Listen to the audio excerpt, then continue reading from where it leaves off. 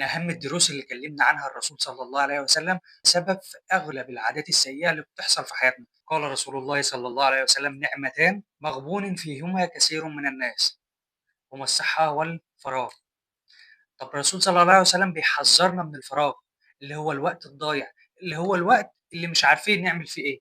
ناس كتير خسروا نفسهم مش بسبب رغبة أو شهوة، ولكن هي بداية الضياع. النهارده بنصحى على أحداث بتحصل كبائر عمرنا ما كنا نتخيل إن إحنا نسمعها.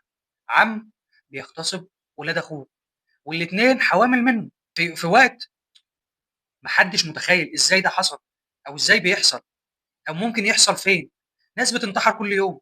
كل ده شيطان، ووقت فراغ بيتملى بالتفكير في حاجات زي دي. اشغل نفسك بالصح، بالحلال، عشان ما تشوفش غيره، لأنك طول ما أنت سايب الأرض مفتوحة بتشوف الحرام أكتر ما بتشوف الحلال. الضياع بيبدأ من هنا، بيبدأ من الخطوة دي، بيبدأ من استمالتك للحلال أو الحرام، للصح أو للغلط. وقتها أنت بتحدد أكون أو لا أكون. مش أخطر وقت بيمر عليك هو الوقت اللي أنت مشغول فيه، أخطر وقت بيمر عليك هو الوقت اللي أنت ما بتعملش حاجة فيه، الوقت اللي بيخليك ملان وزهقان وبيعلي الدوبامين عشان تتجه لأي حاجة تخليك سعيد. فراغك أنت لو ما ملتهوش بالصح هيملى هو بالغلط، بفكرة، بنظرة، بتفكير، بفرجة، وهيملى حياتك بتكرار. هيخلي العادة إدمان، يخليك توصل لمكان عمرك ما كنت تتخيل نفسك تبقى فيه بسبب وقت فراغهم، بسبب إن هم مش عارفين يعملوا إيه. فالشيطان بدل ما هم يملوا حياتهم بالخير، الشيطان ملاها بالباطل، بالحرام. ولا تتبعوا خطوات الشيطان. إحنا بنتبع خطوات الشيطان بداية من الملل، بداية من الزهق. بيتمثل لينا إن قعدتك وقفلة الباب عليك وإنك بتعمل حاجات ربنا غضبان عليها، محدش شايفك، محدش حاسس بيك، أو محدش عارف أنت بتعمل إيه، بس ربنا سبحانه وتعالى موجود. عقلنا في الطبيعي بيدور دايما على حاجة يستمتع بيها، حاجة تبقى ممتعة بالنسبة له، وتفكير يبقى بسيط وقليل ما يشيلش الهم أو ما يضغطوش.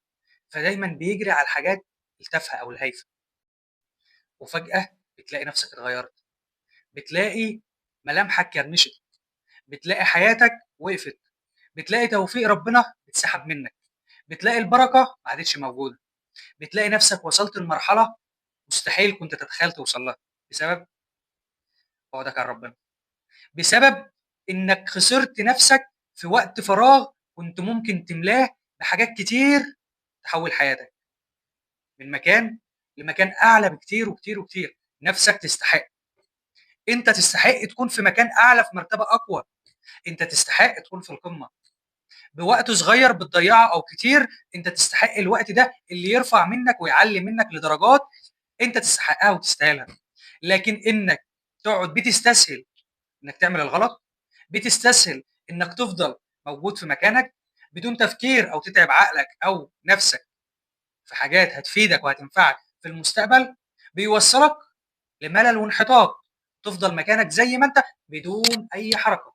خلي بالك، الفراغ مش راحه، الفراغ ارض لاي حاجه انت بترميها فيه وبتسقيها باستمرار. هل انت هتزرع الصح، هتزرع الخير في ارض خصبه، ولا هتزرع الشر وهتسقيه برضه في ارض خصبه؟ قرارك واتجاهك هو اللي هيحدد مستقبلك وحياتك. هل انت هتزرع الخير وهتوصل لهدفك اللي انت بتسعى ليه، ولا هتزرع الشر عشان مرتاح ونفسك هاديه، مع ان لو بصيت هتلاقي الهدوء ده مجرد ثواني، وبعد كده بتحس بضيق وبملل وبتبقى كاره نفسك وكاره كل اللي حواليك. املى وقتك الصح قبل ما الغلط يملى مكانك. ما تحاولش تقول انا بعيد، او الموضوع ده بعيد عني، او هجرب وامشي بسرعه. كده كده طالما دقتها هتفضل فيها. وما تقولش ان اللي بيحصل ده بعيد عن بيتي او عن اهلي. ما حدش كان متوقع من اللي حصل له الاحداث دي ان الاحداث دي تحصل في بيته اصلا. خد بالك، واملى حياتك بطاعه ربنا، املى حياتك بالصح، املى حياتك بالطاقه اللي تخليك تنجح صح، اللي تخليك توصل لمكانه ومرتبه كويسه انت كنت محتاجها ولسه محتاجها. اوعى تقول ان الشر بعيد عني، الشر ممكن يوصل لنا كلنا ولاي حد. تاخد بالك، تركز في حياتك، تملى حياتك بالخير هتوصل للخير، هتوصل للي انت شايفه وعاوزه. لكن طول ما انت سايبها سداح مداح هيوصل لك الشر لحد عندك وبايدك، لانك ما حكمتهاش.